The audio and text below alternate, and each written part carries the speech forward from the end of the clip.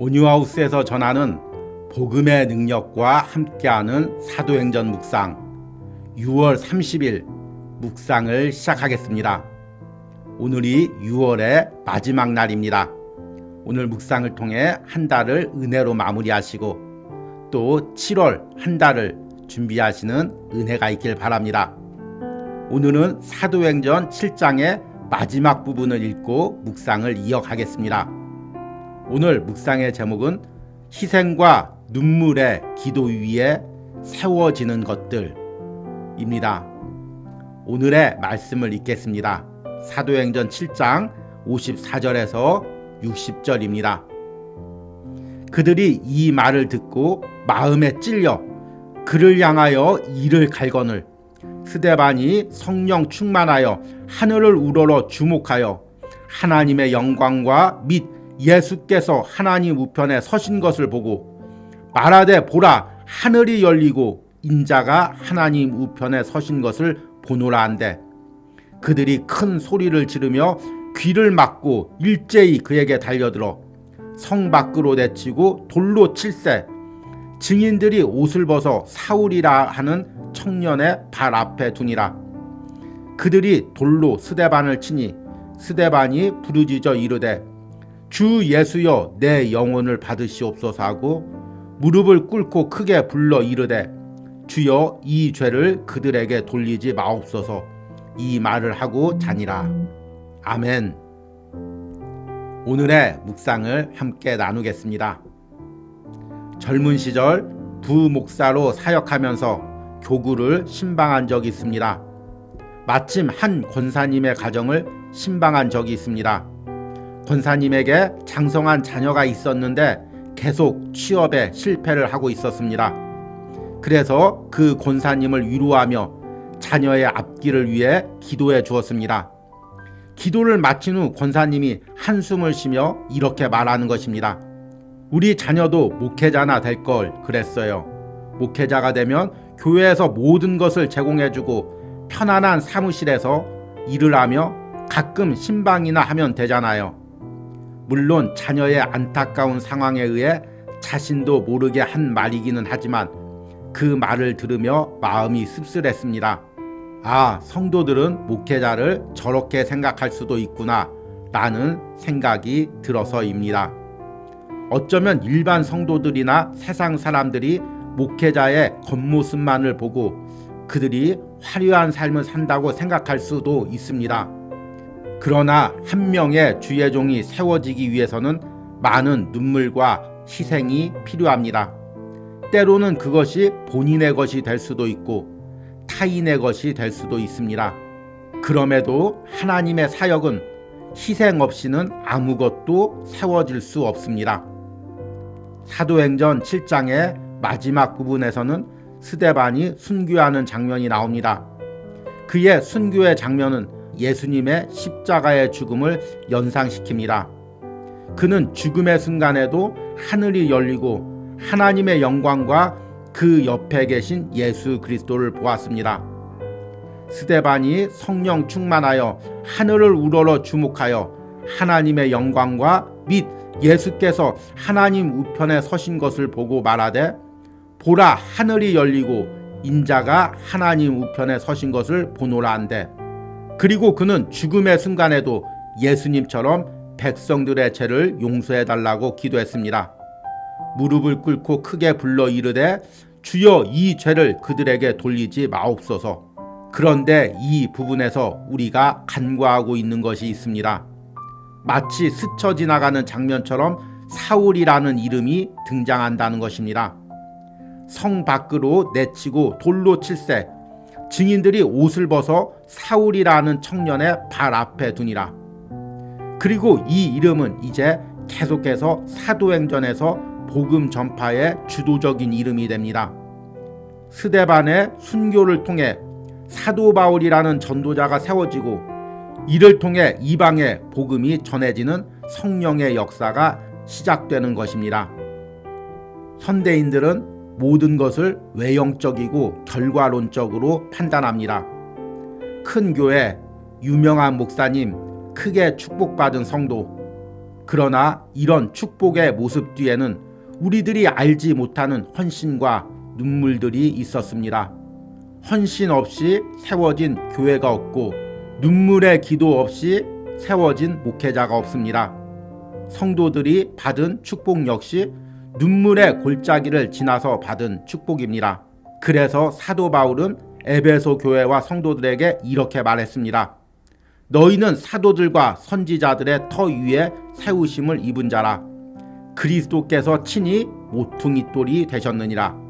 이것은 신앙의 가정과 자녀들에게도 적용됩니다. 한 가정이 신앙으로 세워지고 자녀들이 믿음으로 자라기 위해서는 그 과정에서 반드시 눈물의 기도가 필요합니다. 그리고 그 눈물이 땅에 떨어져 씨앗이 되고 열매를 맺는 것입니다. 이런 희생과 눈물의 기도가 우리 가정과 교회에 있기를 소망합니다. 아멘. 오늘의 묵상 해석입니다. 오늘은 사도행전 7장의 마지막 부분을 읽고 묵상을 나누었습니다. 사도행전 7장은 스데반이 모세의 율법을 부정하고 성전을 모독했다는 이유로 공회에 잡혀가 신문을 받는 장면이 기록되어 있습니다. 이 과정에서 스데반은 담대하게 하나님은 인간이 세운 건물 안에 갇혀 계신 분이 아니다. 그리고 유대인들이 그렇게 자부심을 가지고 있는 그들의 신앙의 역사 역시 하나님을 거역하고 반역하는 역사였다. 그러기에 너희가 회개하고 예수 그리스도를 믿어라. 이렇게 설교합니다. 그리고 오늘 말씀해 보니까 이 스데반의 설교에 분노한 사람들이 스데반을 돌로 쳐서 죽입니다. 그러나 스데반은 죽음을 앞두고도 하늘나라 영광과 예수 그리스도가 하나님 우편에 앉아 계신 것을 봅니다. 그리고 백성들의 죄를 용서해 달라고 기도하고 마지막 생을 마치게 됩니다. 어찌 보면 너무나 슬프고 안타까운 장면입니다. 그런데 우리가 사도행전을 묵상하다 보면 이 7장을 기점으로 성령의 사역의 방향이 완전히 바뀌게 됩니다. 그동안은 사도들이 예루살렘 중심에서 복음을 전하게 되었고 초대교회 역시 예루살렘 안에서만 활동하게 되었습니다. 그런데 스데반의 순교 이후에 강한 핍박이 임하자 예루살렘 초대교회가 흩어지게 됩니다. 그리고 그때 예루살렘에서 복음을 들은 많은 헬라파 유대인들이 헬라 지역 각각으로 흩어지면서 그곳에 복음을 전하는 역사가 일어나게 됩니다.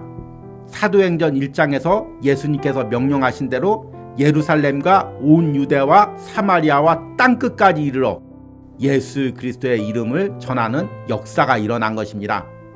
또 무엇보다도 오늘 말씀해 보니까 사울이라는 인물이 처음 등장합니다. 당시 스데반을 돌로 치던 사람들은 대부분 정통 유대인이었고 종교 지도자들이나 바리새파와 관련된 사람들이었습니다. 그들이 열심으로 스데반을 돌로 쳐 죽이기 위해서 겉옷을 벗었습니다. 당시에는 겉옷이 중요했기에 그것을 사울이라는 청년 앞에 놓고 그 옷을 지키게 했습니다.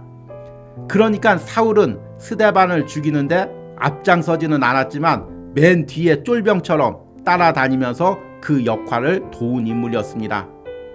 그런데 성령께서는 이 사울을 변화시켜 복음 전도의 일꾼으로 삼으십니다. 그 역사가 사도행전 7장부터 시작됩니다. 결국 우리가 스데반의 순교를 통해 깨닫는 것은 스데반의 순교를 통해 복음이 온 세상에 전파되고 사울이라는 인물이 세워졌다는 것입니다. 우리는 여기서 놀라운 진리를 깨닫습니다. 교회가 세워지고 주의 일꾼이 세워지기 위해서는 바로 이런 희생과 헌신이 필요하다는 것입니다. 세상 사람들과 일반 성도들은 커다란 교회의 모습을 보거나 목사님의 겉모습만 보고 부러워할 때가 많이 있습니다. 그러나 사실 그렇게 교회가 세워지는 과정에서는 눈물의 기도들이 있었습니다. 또 한 명의 주의 일꾼이 세워지기 위해서는 얼마나 많은 희생과 눈물의 기도가 필요한지 모릅니다. 그것이 부모님의 기도가 될 수도 있고 때로는 남편이나 아내의 기도가 될 수도 있고 때로는 본인의 기도가 될 수도 있습니다. 그러나 중요한 것은 헌신과 눈물의 기도 없이는 어떤 주의 일도 이루어지지 않는다는 것입니다. 하나님은 우리의 희생과 헌신, 눈물의 기도를 받으시고 그 일을 이루십니다. 문제는 이 눈물의 골짜기를 지나가는 과정은 외면하고 결과적으로 받는 축복만을 바라볼 때가 있다는 것입니다. 여러분, 내가 사명 감당하고 하나님이 주시는 축복을 누리기 위해서는 반드시 이 눈물의 골짜기를 지나가야 합니다. 우리 가정이 신앙적으로 세워지기 위해서도 눈물의 골짜기를 지나가는 과정이 필요합니다. 우리 자녀들이 믿음으로 세워지기 위해서도 부모님의 눈물의 기도가 필요합니다. 이것을 외면하지 마시기 바랍니다. 오늘 묵상에 동참하시는 여러분들이 이것을 깨닫고 내가 섬기는 교회를 위해, 가정을 위해, 자녀들 위해 눈물로 기도할 때 하나님께서 그것을 통해 열매 맺는 역사가 일어나기를 축복합니다. 오늘의 적용과 기도입니다. 내가 희생과 헌신의 과정은 보지 않고 결과만을 보고 다른 사람의 신앙을 부러워한 적은 언제입니까? 지금 내가 섬기는 교회와 가정에서 내가 드려야 될 희생과 헌신, 눈물의 기도는 무엇이 있습니까? 내게 주어진 가정과 사명을 위해 내가 성령의 도움으로 희생과 눈물의 기도를 드리기를 기도하시기 바랍니다. 우리 함께 기도하겠습니다.